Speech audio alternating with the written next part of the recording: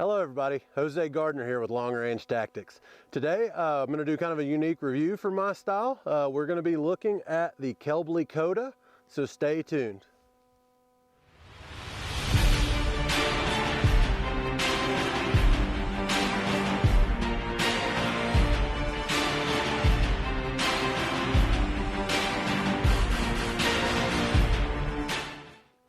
Hey everybody, so once again, like I mentioned, today we're going to be reviewing the Kelbly Koda. The Koda is a out-of-the-box production rifle you order as it sits, minus one minor adjustment from Kelbly at a really interesting price point, MSRP of about 2,500 bucks. As I'll talk about here in a second, you'll see that this is probably more than 2,500 bucks worth of equipment sitting here, not counting the labor and everything. And I really think that this thing's going to be a slam dunk. But to give you a little background about what you're about to watch, I typically like to spend, a couple months, a few hundred rounds with the rifle, or even through a scope. I'd like to shoot 400, 500, 600 rounds through using a scope before I feel comfortable giving you I guess what I would say is sincere feedback. Today we're actually going to do something a little bit different, strictly for the purposes of this rifle. So as I mentioned, Kelbly wanted to offer kind of a jam up out of the box option for somebody that wants to be equally comfortable shooting steel at 1,000 yards and a rifle that's lightweight enough that it can be used for hunting purposes and yet accurate enough to still be that mid to long range hunting rifle for a guy that kind of wants a one and done type setup. So to give you a little bit of background, I'm about to walk you through the specs of the rifle and why I think it's pretty awesome. Then I'm going to sight it in and we're going to talk about Kelbly's sub MOA guarantee. So I've got two different ammos today, and we're going to see if I can get a sub 1 inch group with either one of those. And then to put the rifle to the ultimate test, it is an out of the box, let's say hunting rifle. I've got a doe antelope tag to fill here in Colorado. And God willing, we're going to take this thing hunting this afternoon, see if we can get a kill on film. Can make no promises there, but by gosh, if I can pull this thing out of the box today, I've never shot around through it. We'll get it sighted in very quickly, put a few rounds down it to verify dope, and we're going to see if it can fill the ultimate pass the ultimate test, which is putting game on the ground for us. So really excited about that. Now, as I mentioned, I'm going to walk you through the specs. So the first thing, the heart of this rifle is the fact that this is the Kelbly Atlas Tactical Action. That is their top tier, Kelbly's most rugged action. That's not an El Cheapo. On a lot of turnkey rifles like this, you're getting something probably not much better than just a standard Remington 700. This is the same Atlas Tactical that they'll use on bench rest rifles and F-class and everything in between. A really, really nice, not cheap action is the core of the rifle. It is a side bolt release. Since it is the Atlas, you don't have to worry about, down in the trigger guard for your bolt release. Next thing that we notice is the really pretty, really kind of aesthetically pleasing stock. This stock is made by Grayboe. It was actually developed kind of in conjunction with Kelbly. It is, I think, what they call their hybrid tactical, something like that. And it actually has carbon fiber molded into the stock, which really does help keep your weight down while keeping that strength. It all kind of lends itself to being that 7.5, 7 3/4 pound type rifle. It is hand bedded by Kelbly to this specific action. So it is a fully bedded stock. Which is plenty open for the barrel. The barrel is a Krieger, obviously high-end brand there. I think what they call a heavy sporter number 4. This one is in 6.5 Creedmoor. The rifle is currently offered in a 6.5 Creedmoor or a 6.5 PRC. I think there will be more coming down the line as the rifle kind of proves itself out, but for now they really wanted to be able to really make all the manufacturing processes make sense to really offer the user an affordable price point while being, kind of sticking to their strict quality standards. One thing you'll notice out here is the self-timing brake. So this is a self-timing brake straight from Kelbly. They designed it, they make it, and it is on a half by 28 thread. I know I've read some things where people kind of questioned why that was, but really I've seen from Kelbly themselves comment on just they felt that was their best strategy for the durability of the threads. And this whole gun, I believe, is lifetime warranted, but anything about it. They promise they will take care of you, and so that's pretty awesome. As we move back to the stock for a second, some really interesting things is they have 3 flush cup locations. So if you'll notice, there's a flush cup here, as well as a flush cup on the bottom. So really, no matter how you like to carry your rifle, they got you covered there. Gives you a lot of options. And then while we're sticking with the stock, one thing that I did change, but you would see if you looked at pictures online, is, as you can see, I use the 2 bolts here to attach a Arca rail. That's because all my bipods are Arca. I don't even have one that could attach to a sling stud. So I really needed to make this rifle usable, but they do that on purpose. So typically this would come with 2 sling studs, so you could put a bipod in the front, mount in the back, a sling in the back. However, they did actually space them wide enough that you could actually put a longer Picatinny rail or an Arca rail, as you've seen me do there, and they did that on purpose to provide the end user the most flexibility from that standpoint. So if I can put this sucker back together, sorry, some technical difficulties. So if we round out the rest of the rifle specifications, a couple things. So you've got your detachable bottom metal that does use AICS mags. The trigger is interesting. They worked in conjunction with Bix and Andy to design this trigger specifically for Kelby's purposes. It is not user adjustable, and it is at a very crisp 2.5 pounds. I wouldn't have believed it was 2.5 pounds by using it, but I think that's a great, light enough to really do a lot of precision work while still being kind of heavy enough for, guys hunting in the wintertime with gloves, what have you. I think that's a really sweet spot for a trigger to be. And then rounding it out is the 20 MOA rail. So this is a 20 MOA rail.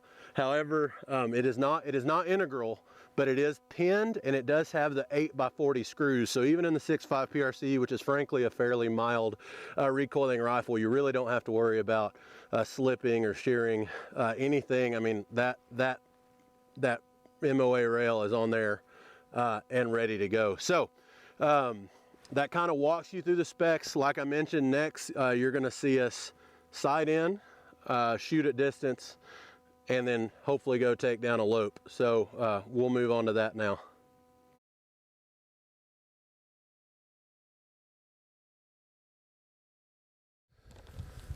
So, as I mentioned, we're going to do this whole review in one day. I just laid down and got it zeroed. There was no laser bore sight or nothing. So I had about 13 rounds of Hornady American Gunner left over. I'm going to be hunting with some Burgers, actually, the Burger 156 factory loaded stuff. But I'm pretty impressed. Like I said, this is a guaranteed sub MOA gun. And I shot, and I'll superimpose this picture. But basically each one of these squares is 1/2 inch. And as you can see, we've got probably about a 0.6, 0.7 3-shot group. This was my first group at 100. My second group took a little bit more time, 3 shots, and as you can see, man, that's probably pushing 0.3 MOA with just some factory Hornady stuff from Sportsman's. And then I adjusted and shot this. That's actually 2-shot group, obviously not 3, but that is 2 shots. Same hole. I'm pretty impressed. So I'm about to lay down. I think we've kind of proved that this American Gunner can shoot sub MOA very easily. So I'm going to go ahead and move on to the Burger. And we're going to get a good 100-yard zero for the Burger, and then we'll take her out to distance. Okay, so I just shot the Burger 156s. Like I said, once again, it's a guaranteed 1 MOA gun. As you can see here, I don't know if I yanked this or what, but even this group, I think we'll measure that, and it'll be sub 1. It'll be right at 1. Kind of took my time a little bit more, adjusted, came down here, and I'm shooting, maybe that's 0.6 with the Burger. So that's 2 different ammo, at least 4 groups at or well under 1 MOA. Basically, I'm going to take it up 1 notch, or let's say 0.1 mils here, and call it good enough alone. And we're about to go take this thing out to distance. Okay, so moving on here, we're at the range today. We got a 400 to 1,000 yard steel. In full sincerity, I've shot about 7 shots at distance. I took a couple at 700, a couple at 1,000. The BC seems to be lining up for elevation. So part of this gun, like I said, we want it to be a hunting gun or just out here plinking steel to 1,000 gun. So I'm gonna use the phone scope and record. First time shooting at 4, 5, and 6, and then on through 7 and 1,000 all the way out. And we're just going to see how it does. You're going to get the raw footage, whether I miss hit or what have you, just to give you a little bit of evaluation of how it'll shoot out the box. They know when all this shit starts to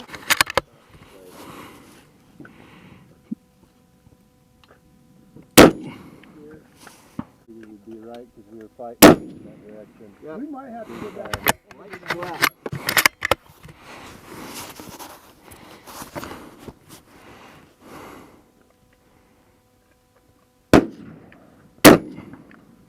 Just over it. Good win. Sam, you might have gone left on that one. But, you're at Wind has given up. Moving to 7. impact, straight up. Yep, that wind died at 6 because I held less than I held at 5 at 7. So as you can see, it did really well to about 800 yards, and then I don't know, the barrel getting hot and wind was a little bit weird. 900 yards I was having to hold less wind than I was at 500 yards. There's a lot of draws out there, but if you saw, the elevation lined up pretty well. Honestly, I'm pretty impressed with it. I'm gonna let it cool off a second, and then I'll run a quick little positional stage just to see how it fares at that, just to give a little bit of input there. So I'm gonna go ahead and shoot just one from each 4 positions here, just to get a little feel for how this would run on a barricade. I'm not gonna time it, I'm just gonna push myself for speed, and we'll see how it goes. So here we go.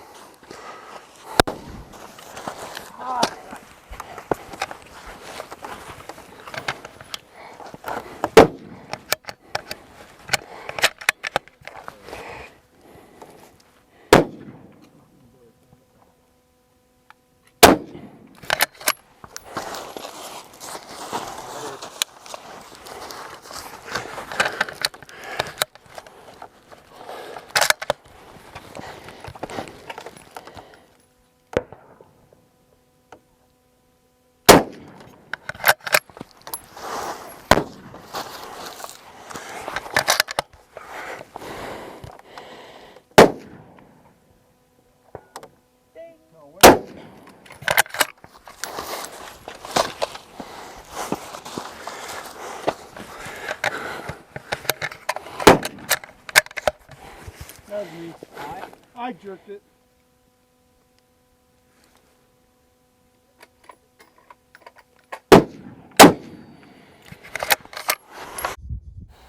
So as you can see, there's a big group of antelope here. We got out after them. There's one to the right here at about 411 yards.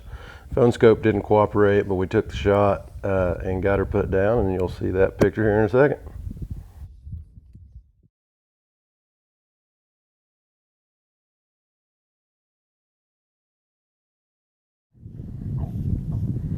All right, so there you have it.